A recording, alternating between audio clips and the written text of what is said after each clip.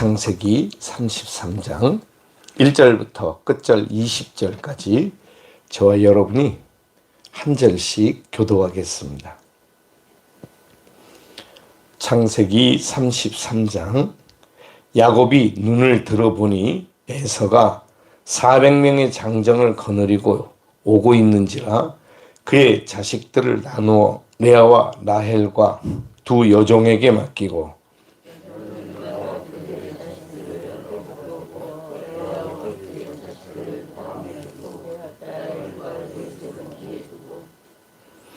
자기는 그들 앞에서 나아가되 몸을 7번 땅에 굽히며 그의 형 에서에게 가까이 가니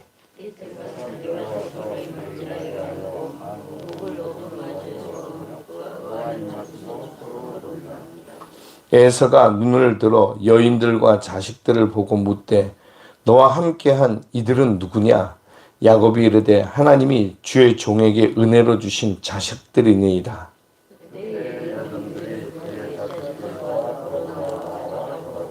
레아도 그의 자식들과 더불어 나와 절하고 그 후에 요셉이 라헬과 더불어 나와 절하니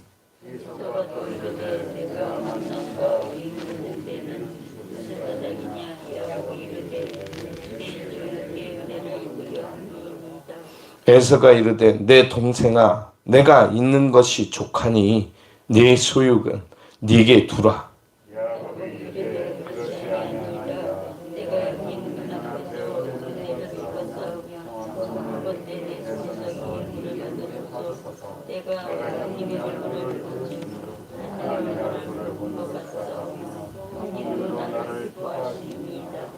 하나님이 내게 은혜를 베푸셨고 내 소유도 족하오니 청하건대 내가 형님께 드리는 예물을 받으소서 하고 그에게 강건함에 받으니라.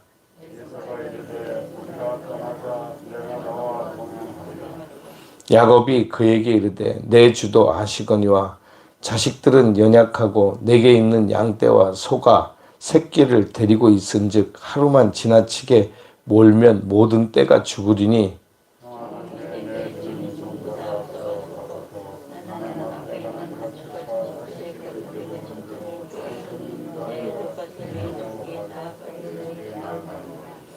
에서가 이르되 내가 내 종 몇 사람을 네게 머물게 하리라. 야곱이 이르되 어찌하여 그리하리이까? 나로 내 주께 은혜를 얻게 하소서 하매 야곱이 숫곳에 이르러 자기를 위하여 집을 짓고 그의 가축을 위하여 우리간을 지었으므로 그 땅 이름을 숫곳이라 부르더라.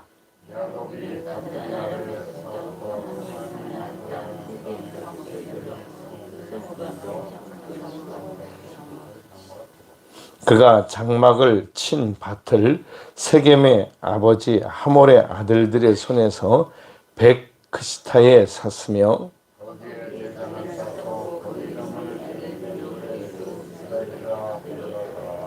아멘. 기도하겠습니다.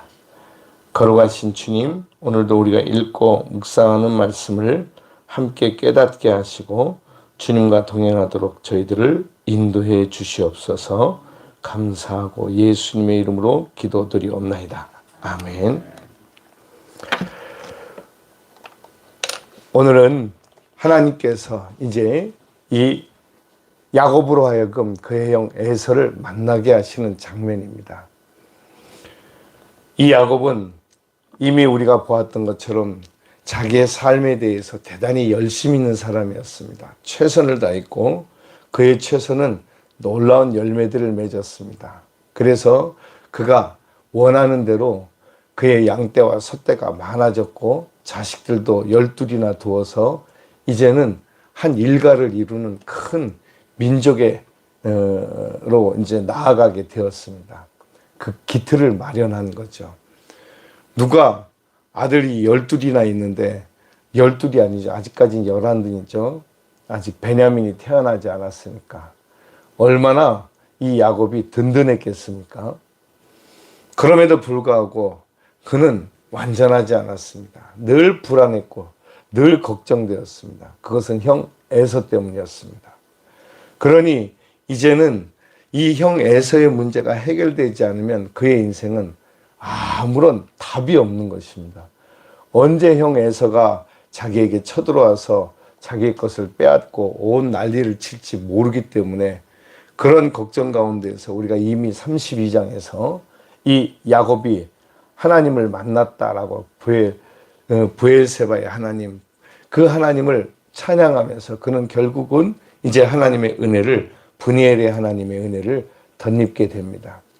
그리고 그가 변화된 것은 아무것도 없었습니다. 그냥 브니엘의 하나님을 만났을 뿐입니다. 그리고 그 하나님이 이제 그에게 지금까지는 할아버지 아브라함의 하나님, 아버지 이삭의 하나님이었는데 이제는 자신의 야곱의 하나님이 되셨다는 것 말고는 달라진 것이 없어 보였습니다. 그런데 이 야곱에게 있어서 그러면 다 되는 것입니다. 다 됐습니다. 아무 문제도 아무 걱정도 없게 된 거죠. 그래서 그는 내가 하나님과 맞대어 보았으나 내가 목숨을 건졌다라고 말하면서 브니엘의 하나님을 찬양했습니다. 우리가 이미 지난 시간 보았던 이 32장 30절에 보니까 그러므로 야곱이 그곳의 이름을 브니엘이라 하였으니 그가 이르기를 내가 하나님과 대면하여 보았으나 내 생명이 보존되었다. 그러니까 죽지 않고 살았다. 이렇게 이야기합니다. 하나님을 만나면 죽는다라는 생각을 갖습니다. 이유는 죄 때문인 거죠. 그런데 하나님께서 그를 살려주신 것은 하나님의 특별한 은혜였다. 이렇게 이야기를 하는 것입니다. 그리고 난 다음에 이제 모든 문제가 다 해결되었다라고 이제 야곱은 스스로 생각했던 것이죠. 실제로 이 야곱에게 있어서 형의 문제는 더 이상 큰 문제가 되지 않을 정도로 이제 하나님이 이미 그 문제들을 해결해 놓으셨습니다. 드디어 오늘 야곱이 그 형 에서를 만나게 됩니다. 하나님이 준비하신 대로 에서는 오자마자 야곱을 보자마자 그냥 껴안고 그렇게 눈물을 펑펑 흘리면서 내 동생 야곱아 그러면서 그와 회오를 했습니다. 다시 만났다는 얘기죠. 그리고 난 다음에 그가 함께 온 그 자식들과 양떼와 소떼를 보고 깜짝 놀랐을 것입니다. 그렇게 나타나진 않았지만 아니 이게 다 뭐냐 이렇게 물어본 거죠. 그랬더니 하나님께서 제게 주신 복의 산물들입니다. 이렇게 이야기를 합니다. 그리고 난 다음에 이 여인들과 이 아이들은 뭐냐. 그래서 자기의 아내와 하나님이 주신 자기의 아내와 아내들과 그리고 하나님이 내게 주신 자식들입니다. 이렇게 고백하는 순간에 깜짝 놀랐습니다. 하나님이 정말로 복을 주셨구나 라고 하는 것을 에서가 깨닫게 된 거죠. 그런데 사실은 이 야곱과 에서는 비교를 할 수가 없었죠. 에서는 이미 한 일족을 이루어서 그 주변을 평정했으며 그 지역에 부족장쯤 되는 아주 강력한 나라까지는 안 돼도 그 유사한 정도의 부족 국가를 일가를 이루고 있었기 때문에 이 야곱과 비교할 수는 없었습니다. 그럼에도 불구하고 야곱이 빈손으로 갔는데 이와 같이 큰 때를 이루었다는 것에 대해서 에서는 아마도 깜짝 놀랐을 것입니다.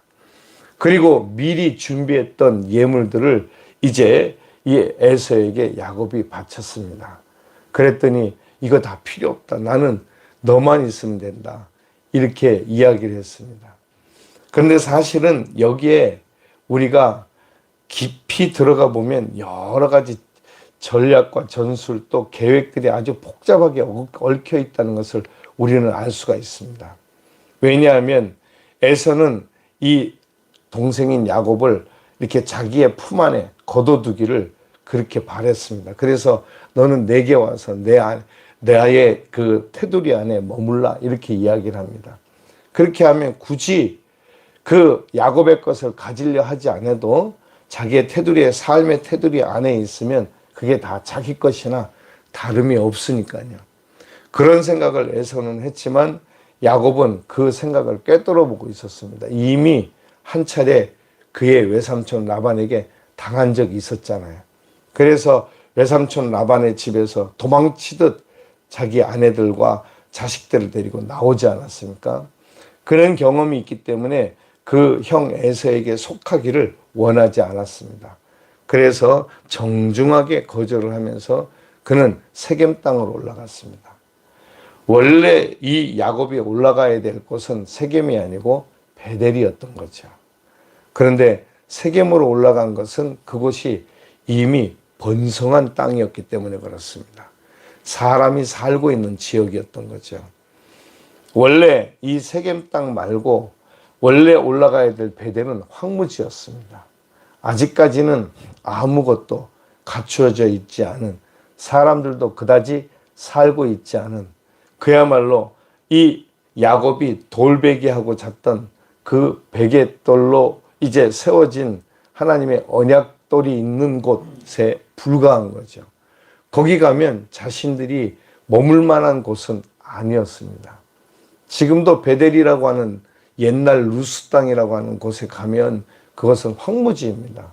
허허벌판이고, 그리고 우리가 말하는 허허벌판인 것은 뭐 평지로 넓은 것이 아니고 그냥 황무지 같은 먼지가 풀풀 나는 그런 땅인 거죠.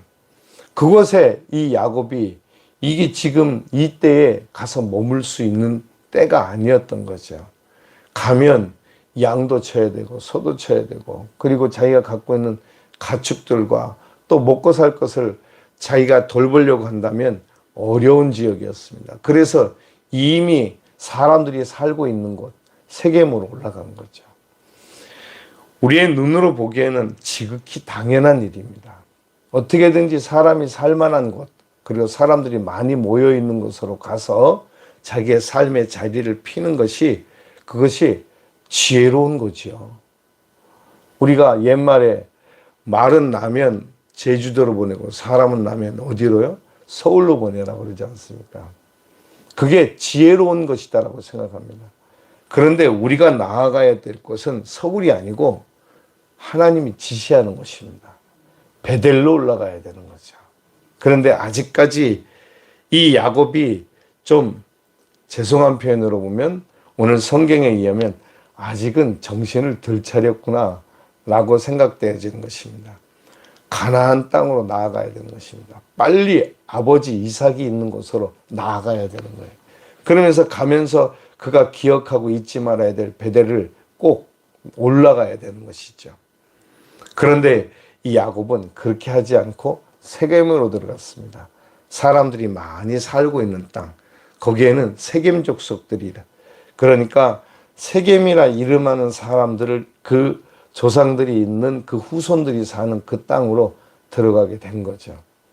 그래서 거기서 이제 양치는 유목민들이니까 거기에 양을 두고 칠 만한 곳을 찾았는데 그 땅이었던 거죠. 사람 살기 좋았습니다. 그러니까 우리가 내일 보게 되겠지만 34장에서 그의 하나밖에 없는 외동딸인 디나가 이제 사람 구경하러 바깥으로 나갔다가 엄청난 일을 당하게 되죠. 오늘 우리는 세상에서 있는 일이 이 야곱을 보면서 그냥 평탄하게, 이제는 야곱에게 문제거리가 없습니다. 형 에서의 문제가 해결되었으므로 그의 인생의 가장 큰 문제와 숙제인 형 에서의 문제가 해결되었으니까 이제 뭐가 걱정입니까? 살면 되죠. 근데 이제 더 큰 문제가 기다리고 있었던 거죠. 인생은 그냥 한 가지의 문제가 지나가고 나면 또 한 가지의 문제가 그 너머에 기다리고 있는 것 같이 이 야곱을 통해서 사람 사는 게 이렇구나라고 하는 것을 알려주고 보여주는 것입니다. 그래서 야곱은 하나님의 은혜와 도움 없이는 살아갈 수가 없는 인생이었던 것이죠. 그런데 야곱만 그렇습니까? 우리도 똑같고 세상 사람들이 다 똑같습니다. 우리의 삶이 편안하고 그 문제만 해결되면 내가 세상 걱정이 없겠네. 그래서 그 문제가 해결되면 다 끝인 줄 알았더니 그 문제를 넘어나니까 그보다 더 큰 문제가 생겼습니다. 더 큰 문제는 당장 자기의 목숨과 직결되는 문제가 되는 거죠. 우리가 세상을 살아갈 때 하나님의 은혜 없이는 못 살아갑니다. 오늘 마지막 20절에 보니까 거기에 제단을 쌓고 드디어 제단을 쌓았습니다. 제단을 쌓고 그 이름을 에헬로헤 이스라엘, 하나님, 이스라엘의 하나님이라는 뜻입니다. 그렇게 제단을 쌓고, 이스라엘의 하나님은 누구의 하나님이라는 것입니까? 자기 하나님이라는 거죠. 그렇죠? 그렇게 불렀다라고 말하고 있습니다. 여러분들이 가지고 있는 성경에 보면 요즘 주석이 다 되어 있죠. 주석 또는 관주가 되어 있는데 거기에 사라고 이렇게 적혀 있지 않습니까? 그죠? 그게 이스라엘의 하나님, 하나님 이스라엘의 하나님이라는 뜻이다라고 이렇게 말씀하고 있습니다. 드디어 이스라엘의 하나님이라고 부르기 시작합니다. 자기의 하나님이 된 거죠. 오늘 우리는 우리의 하나님이 아니라 나의 하나님으로 우리가 하나님을 부릅니다. 우리가 부르는 찬송 중에도 나의 하나님, 나의 하나님 그런 찬송이 있지만 우리가 나의 하나님으로 고백할 때 그 하나님은 나의 하나님이 되십니다. 그런데 나의 하나님이 되시도록 해야 되죠. 필요할 때는 나의 하나님이고 필요 없으면 우리의 하나님이었다가 때로는 나 하나님은 잠시 그냥 내 삶에서 좀 가만히 계셨으면 좋겠는, 내가 하고 싶은 대로 살아가고 싶은 대로 살고 싶은 그런 하나님이 된다면 그게 나의 하나님이 될 수가 없죠. 나의 하나님은 항상 나의 생애를 간섭하시고 인도하시고 섭리하시고 경륜하시는, 그러니까 우리 경륜 그 자전거 바퀴죠, 그죠? 이렇게 돌아가는 것처럼 우리의 삶을 계속 이끌어 가십니다. 그래서 우리의 삶을 이끌어 가실 때 하나님이 이끄시는 대로 가야 되잖아요. 그런데 내가 원하는 대로 간다면 그것은 나의 하나님이 아닌 거죠. 나는 그저 하나님의 그냥 하나님이 나의 하나님이 아니고 내가 원하는 대로 가는 하나님이 되는 거죠. 그래서 우리는 에헬로헤 이스라엘, 이 하나님이 되기 위해서 하나님이 내 삶에 들어오시도록 한다면 그 하나님이 하시는 일은 첫째는 보편적인 일이 있고, 그러니까 누구에게나 똑같이 하시는 일이 있고, 그 다음에 특별한 일, 나에게만 하시는 하나님의 일이 있습니다. 그래서 우리는 보편적인 은총, 특별 은총 이렇게 나누어서 이야기를 합니다. 저와 여러분 여기 함께 우리가 새벽에 기도하고 있지만 우리 모두가 다 각기 하나님이 주신 삶이 다릅니다. 예를 들면 저는 목사로서 살고 있고 여러분들은 각자의 삶에서 자기의 삶을 다 살아가고 있습니다. 그런데 우리 모두가 다 똑같을 수가 없는 거죠. 자식들도 다르고 때로는 또 가족들도 다르고 아내와 남편도 다르고 삶의 현장이 다릅니다. 그래서 나의 하나님은 보편적인 하나님, 그리고 또 우리 교회의 하나님, 또 이웃에도 다른 교회들도 하나님이 계시겠죠. 그죠? 그러면 그 하나님이 다른 하나님입니까? 똑같은 하나님이시죠. 그죠? 그러니까 보편적인 하나님이 계시고 일반적인 하나님이 계시고 그 다음에 특별한, 나에게 특별하고 특수한 하나님이 계십니다. 나와만 관계 있는 하나님이 계시겠죠. 나의 삶을 이끌어 가신 하나님. 그러면 뭐가 먼저일까요? 어떤 경우는 내가 먼저일 수도 있고, 어떤 경우는 교회가 먼저일 수도 있고, 어떤 경우는 나라가 먼저일 수도 있겠죠. 그죠? 그러니까 특별한 하나님이 먼저일 수도 있겠지만 언제나 보편적인 일반적인 하나님이 먼저일 수도 있습니다. 가장 기본적인 테두리, 햇빛과 물과 공기를 주시고, 그러니까 우리가 살아갈 모든 삶의 여건과 환경을 만들어 주셔서 그것은 악인에게나 선인에게나 똑같이 주시는 거라고 그랬잖아요. 그것을 일반적인 은총, 일반 은총 또는 보편 은총이라고 말하는 것입니다. 하나님께서는 우리에게 그렇게 은혜를 베풀고 계시죠. 그런데 나와 관계에 있어서는 나에게 꼭 맞는 맞춤 교육이라고 요즘 그런 얘기를 하지만 맞춤의 삶을 살아가도록 우리를 이끌어 가십니다. 나를 내 성품에 맞게, 내 인생에 맞게, 오늘 야곱을 하나님이 그렇게 인도하고 계시는 거죠. 그러면 그 하나님을 내가 바라보면서 나보다 더 나를 잘 아시는 하나님, 그 하나님을 절대 의지하고 그 하나님을 꼭 붙들어야 되겠잖아요. 근데 그러질 않고 우리는 내가 원하는 하나님, 내 뜻대로 하시는 하나님, 내가 가고자 하는데 그냥 동행하시면서 필요할 때 그냥 모든 것을 주시는 하나님, 그런 하나님을 생각을 합니다. 그래서 하나님이 하나님 되심을 인정하지 않고 살아갈 때가 종종 있어서 우리가 헷갈리는 거죠. 오늘 이 이스라엘의 하나님, 에헬로헤 이스라엘, 그 하나님을 이제 야곱은 만난 것이죠.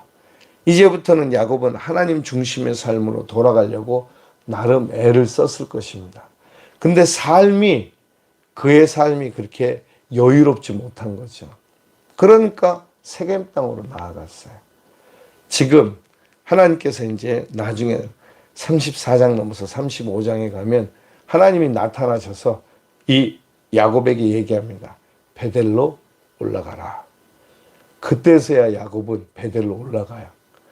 우리는 하나님의 음성을 들어야 돼요. 하나님의 음성을 듣지 않으면 내가 어디로 가야 되는지도 모르는 거예요. 그때서야 베델로 올라가면서 드디어 야곱은 이 역사의 주인공으로 우뚝 서고, 그리고 난 다음에 이제 더 이상 이 성경에서 나타나지 않습니다. 그래서 36장을 끝으로 야곱은 이 성경에서 사라지고 드디어 37장부터는 요셉이 등장하게 되죠. 우리가 창세기를 쭉 읽어가면서 어떻게 성경이 전개되고 있는지, 아브람, 이삭, 야곱, 요셉을 쭉 이어가면서 그 속에서 나는 어떤 생애를 살아가고 있는지 계속 연결지어서 보고 있는 거죠. 그리고 보면 우리와 가장 비슷한 인생을 살아가는 사람은 야곱이구나. 그리고 우리가 가장 살고 싶어하는 삶은 요셉입니다. 그리고 우리가 가장 닮아가야 되겠다, 좀 믿음으로 살아야 되겠다라고 하면 아브라함을 택할 수 있습니다. 그런데 잠시 2장, 3장 정도의 그 이름이 등장하는 이삭은 없는 듯 있는 듯 하지만 사실은 성경에서 가장 복을 많이 받은 사람. 그리고 보면 어느 인생도 우리의 인생이 아닌 것이 없구나 라고 하는 것을 깨닫습니다. 저와 여러분들이 이 야곱이 에서를 만나는 이 장면에서 이게 가장 극적이잖아요. 나중에 이보다 더 극적인 것은 후에 요셉이 그 형제들을 만나는 장면이죠. 저는 그 부분을 읽을 때마다 항상 가슴이 울컥합니다. 오늘 이 야곱이 에서를 만나는 장면도 마찬가지입니다. 형이 에서가 야곱을 만나면서 그의 목을 끌어안고 야곱아 얼마나 고생 많았니? 그렇게 얘기하는데 여러분, 야곱이 고생만 했나요? 지금 그 때가 지금 얼마나 그냥 양이나 소가 때가 얼마나 많아요. 그죠? 그런데 이 에서의 입장에서 이 야곱의 입장을 보면 자기 때문에 당한 고통이 너무 힘들었겠구나 라는 생각을 하는 거죠. 그러면서도 반면에 이 야곱을 내가 내 수하에 두어야 되겠다라는 생각을 하는 거죠. 근데 야곱은 머리가 진짜 좋은 사람입니다. 그래서 자기 상황을 급히 파악해서 그 형 에서의 그 수하 안에 있는 것은 위험한 일이라고 생각을 해서 그는 자기 나름대로 머리를 굴려서 세겜으로 올라간 거예요. 그러니까 얼마나 머리가 좋습니까? 거기서 양치고 그리고 편안하게 자기 살고 싶은 삶을 살아가는 거죠. 여러분, 우리가 우리 인생을 내가 살고 싶은 대로 살면 길이 있을 거라고 생각하지만 하나님께 올라가야 되는 것입니다. 할렐루야. 주님께 올라가야 되는 것입니다. 우리 각자 다 베델이 있어요. 이 나중에 우리가 보아야 될 내용이지만 우리가 거기로 올라가면 거기에 하나님이 기다리고 계십니다. 기도의 자리가 있는 거죠. 예배의 자리가 있는 것입니다. 하나님이 우리를 기억하시고 우리를 기다리시는 자리가 있어요. 그 길로 올라가면 하나님이 우리를 만나 주십니다. 거기만 계시냐? 하나님은 이 우주 천지 만물 가운데 어디든지 계세요. 무소부재. 안 계시는 곳이 없고 안 존재하는 시간이 없어요. 우리는 지금 이 시간 7월 11일 지금 5시 25분인데 이 시간에만 살아갈 수 있지만 우리 하나님께서는 과거에도 계시고 현재도 계시고 미래에도 이미 가 계십니다. 그래서 무소부재라고 하는 것은 소는 장소, 부재라고 하는 존재하는 시간, 어디든지 하나님은 계세요. 전지전능, 모르시는 것이 없고 못하실 일이 없으신 분이십니다. 그런 하나님이니까 그 하나님을 우리가 믿고 의지해야 그 하나님께서 나의 과거도 아시고 현재도 아시고 미래도 이미 계시는 분이기 때문에 다 아시는 분이시죠. 나만 압니까? 여러분들도 각자의 삶을 다 알고 계시죠. 할렐루야. 그 하나님이 나의 하나님. 엘헬로헤 이스라엘. 이게 대단히 중요한 고백인 거죠. 이 야곱의 고백이 우리도 똑같습니다. 우리도 맨날 그렇게 고백은 하는데 고백만 하지 진짜 하나님과 동행하지 않는 경우가 있죠. 그렇죠? 그리고 난 다음에 나중에 정신 차리고 아이고 하나님 제가 하나님이 나와 함께 하시는데 잊어버리고 살았어요. 이러고 이제 나중에 또 고백을 하는 거죠. 어쩔 수 없어요.